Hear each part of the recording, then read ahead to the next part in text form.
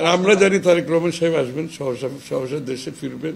ওনার বাড়িঘর সব প্রায় শেষের দিকে, ওনার অফিসের কাজও প্রায় শেষের দিকে, এবং ওনার বাংলাদেশে যে পরিকল্পনা আছে সবগুলো ভালোভাবে এগুলো পরিকল্পনাগুলো সব দলের পক্ষ থেকে, ওনার পক্ষ থেকে আমরা শেষ করে ফেলেছি।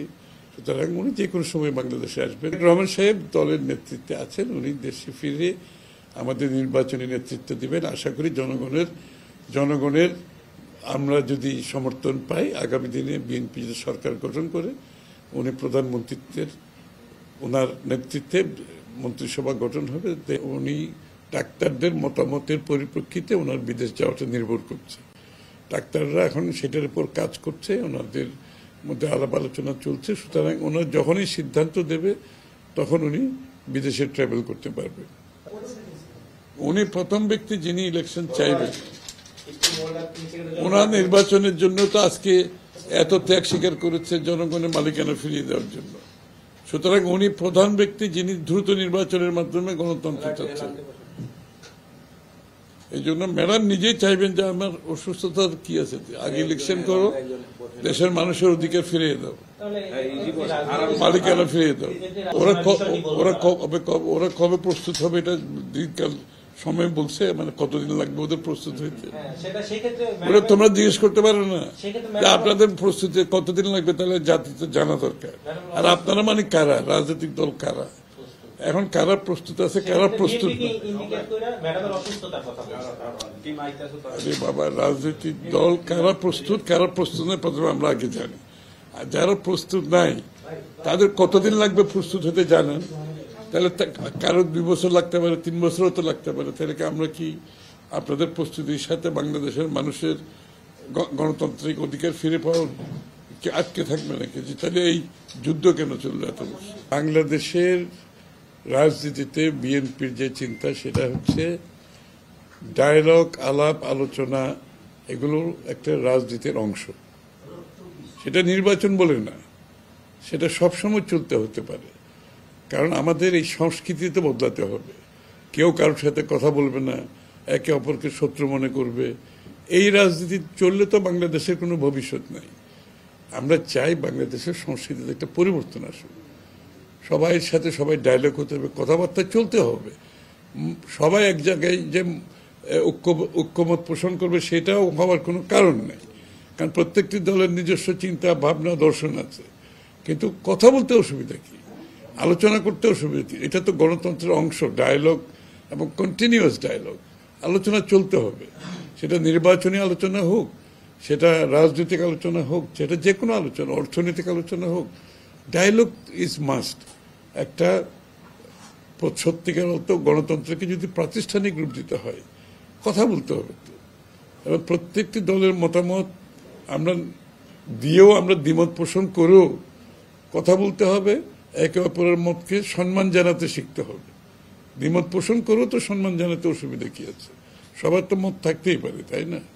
না, নির্বাচন প্রক্রিয়া তো অব্যাহত আছে।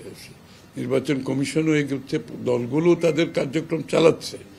তো বিএনপি নেতা কর্মীদের মধ্যে কিছুটা তো ম্যাডামের অসুস্থতার কারণে একটা কঠিন সময় আমরা পার করছি মানসিকভাবে। এটা সারা দেশের মানুষই পার করছে, বিএনপি নেতা কর্মীদের হয়তো একটা আরো বেশি ভাবে এটার একটা সংখ্যার মধ্যে তো আছে স্বাভাবিকভাবে। তো তারপরে তো রাজনৈতিক যেটা নির্বাচনের দিকে তো পুরো জাতি যাচ্ছে।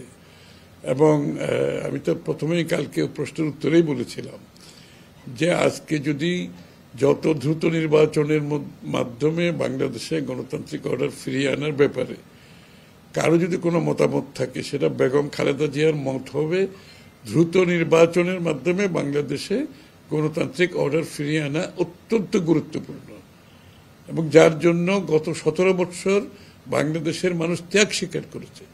এবং আমরা বলেছি বারবার, বাংলাদেশের মানুষের মালিকানা ফিরিয়ে দিতে হবে তার ভোটের মাধ্যমে, নির্বাচিত সংসদের মাধ্যমে, নির্বাচিত সরকারের মাধ্যমে। যে সংসদ সরকার জনগণের কাছে দায়বদ্ধ হবে, সেটা যত তাড়াতাড়ি ফিরিয়ে আনা যায় তত বেশি দেশের জন্য মঙ্গল। এবং মানুষ সিদ্ধান্তহীনতায় ভুগছে একটি নির্বাচিত সংসদ সরকারের অনুপস্থিতিতে। বাংলাদেশ বিভিন্ন সিদ্ধান্তহীনতায় ভুগছে। সেখান থেকে দেশকে যদি বের করে এনে সামনের দিকে এগুতে হয়, দ্রুত নির্বাচনের কোনো সাবস্টিটিউট নাই, বিকল্প নাই। এবং আমি বলছি, দেশনেত্রী বেগম খালেদা জিয়া প্রথম ব্যক্তি হবেন যিনি চাইবেন দ্রুত নির্বাচনের মাধ্যমে দেশে গণতান্ত্রিক অর্ডার ফিরিয়ে আনা, মানুষের মালিকানা অধিকার এবং মালিকানা ফিরিয়ে আনা, যার জন্য উনি নিজেও আজকে মৃত্যুর সম্মুখীন। এই আন্দোলনের কারণে উনি এই ত্যাগের মাধ্যমে উনি জেল খেটে আজকে নিজে জীবন মৃত্যুর সাথে লড়ছেন। উনিও চাইবেন দ্রুত নির্বাচনের মাধ্যমে বাংলাদেশের অধিকার, মানুষের অধিকার ফিরিয়ে দাও, গণতান্ত্রিক অর্ডার ফিরিয়ে জনগণের নির্বাচিত সংসদ সরকারের মাধ্যমে দেশটা এগিয়ে যায়। সেটা আমি মেডিকেল সাইডের মন্তব্যটা আমি না করাই ভালো, কারণ এগুলো খুব টেকনিক্যাল সাবজেক্ট, আমি অবগত না। এটা বোধহয় ওনার সাথে যারা ডাক্তাররা আছে ওনারা মন্তব্য করা ভালো। তবে উনি ডাক্তারদের মতামতের পরিপ্রেক্ষিতে ওনার বিদেশ যাওয়াটা নির্ভর করছে। ডাক্তাররা এখন সেটার উপর কাজ করছে, ওনাদের মধ্যে আলাপ আলোচনা চলছে। সুতরাং ওনার যখনই সিদ্ধান্ত দেবে তখন উনি বিদেশে ট্রাভেল করতে পারবেন। না, এটা তো আমি তো বলছি আলাপ আলোচনা তো এখনো শেষ হয় নাই।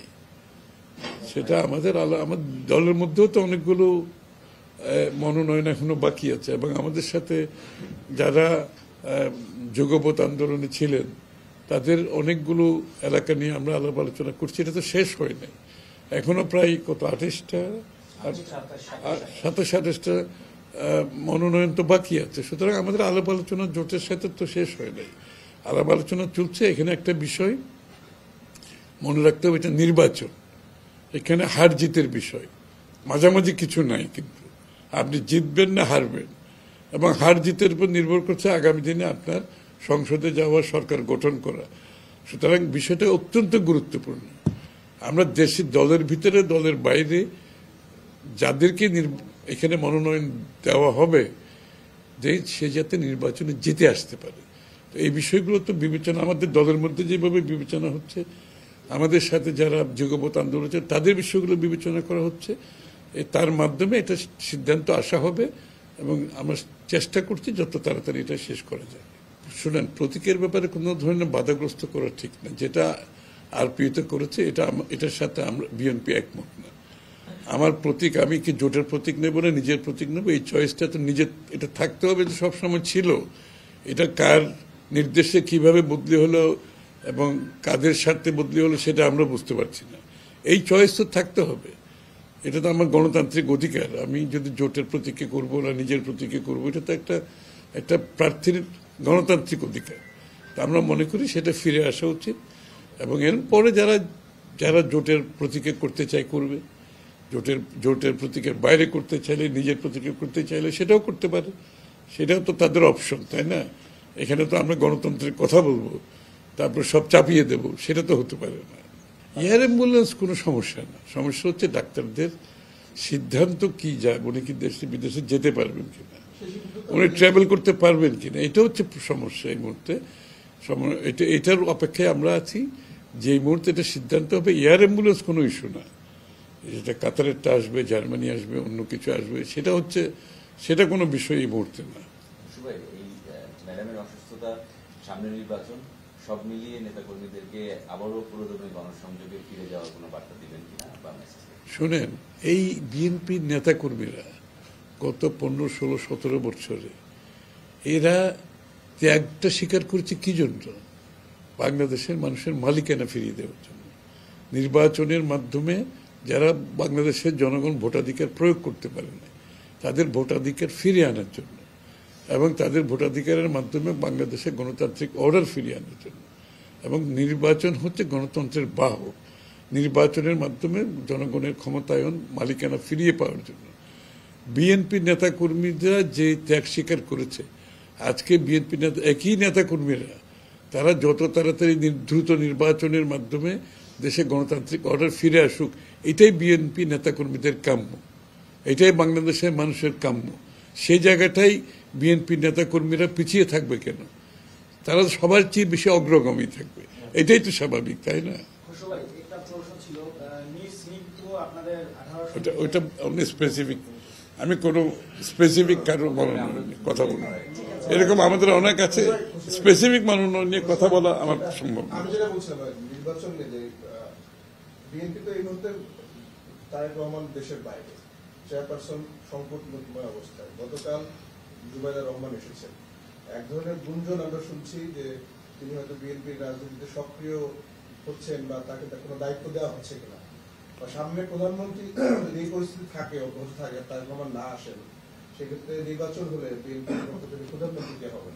এই প্রশ্ন তারেক রহমান না আসার প্রশ্নটা কারা করছে আমি তো বুঝতে পারছি না। আলোচনা আছে তো আমার সামাজিক যোগাযোগ মাধ্যমে। যারা আলোচনা করছে তারা আলোচনার মধ্যে থাক।